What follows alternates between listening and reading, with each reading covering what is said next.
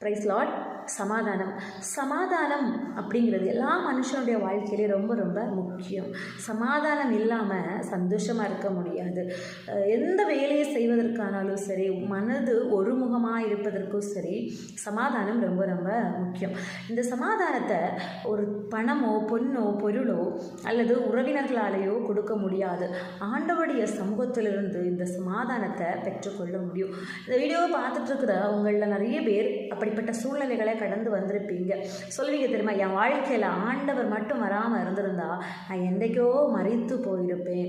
அந்த ஆண்டவர் உங்கள் வாழ்க்கையில் வந்ததால தான் அந்த சமாதானத்தை நீங்கள் ஆளுகை செய்ய முடிஞ்சது. ஒன்று யோசித்து பாருங்கள், எத்தனையோ சூழ்நிலைகளில் எதுவுமே இல்லாமல் இருந்திருக்கும் உங்களை சுற்றி.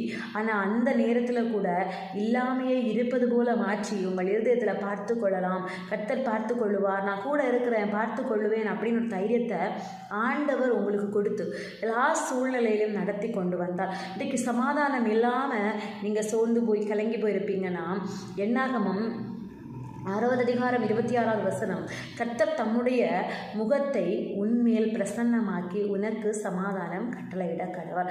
அப்போ தெய்வத்துடைய ஆண்டவருடைய சர்வ வல்லவருடைய முகம் நம் மீது பிரசன்னமாகும் போது நமக்கு சமாதானம் உண்டாகும்.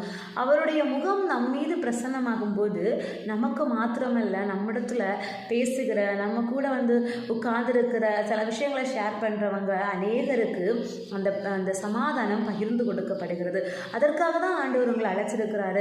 அவருடைய சமூகத்தில் காத்திருந்து அவருடைய முக பிரசன்னத்தை தரித்து கொள்ளுகிற தேவ பிள்ளைகள் எந்த இடத்துல போகிறார்களோ அந்த இடத்துல எல்லாம் அவர்களுக்கு மட்டுமல்ல, அவர்களை சார்ந்தவர்களுக்கும் அவர்களை நம்புகிறவர்களுக்கும் அவர்களோடு இருக்கிறவர்களுக்கும் தெய்வீக சமாதானத்தை ஆண்டவர் கட்டளையிடுவார். இப்போ தெய்வ பிரசன்னத்திற்கு ஒரு முக்கியத்துவத்தை கொடுங்க. அவருடைய முகம் நம் மீது பிரசன்னமாகணும். செபிக்கும் போது செபிச்சுட்டு மோசே மலையிலிருந்து இறங்கி வரும்போது அவருடைய முக பிரகாசத்தை யாராலையுமே பார்க்க முடியலையா, அவ்வளோ பிரசன்னம் அவருடைய முகத்தில் இருந்தது. ஏன்னா ஆண்டவரோடு ஒரு மனிதர் பேசிக்கொண்டு வரும்போது அவருடைய முகம் ஆண்டவருடைய பிரசன்னத்தை எடுத்துக்கொண்டு திரும்பி வந்தது. அதுபோல் செபிக்கிற நாமும் செபிக்கும் போது கடமை ஜெபமாக ஜெபம் பண்ணாமல், ஆண்டவரே உடைய பிரசன்னத்தை என்மேல் பிரகாசிக்க பண்ணுன்னு கேட்டு செபிக்கும் போது அந்த பிரசன்னம் நம்முடைய குடும்பத்தில் நம்முடைய வாழ்க்கையில் ஒரு சமாதானத்தை உண்டு பண்ணுவதோடு மாத்திரம் அல்லாமல் நம்மை சார்ந்தவர்களுக்கும் நம்மை சுற்றி இருக்கிறவர்களுக்கும் நாம் செய்கிற ஊழியத்திற்கும் அல்லது எல்லா காரியம் நம்முடைய பிள்ளைகளுக்கும் எல்லா காரியங்களிலும்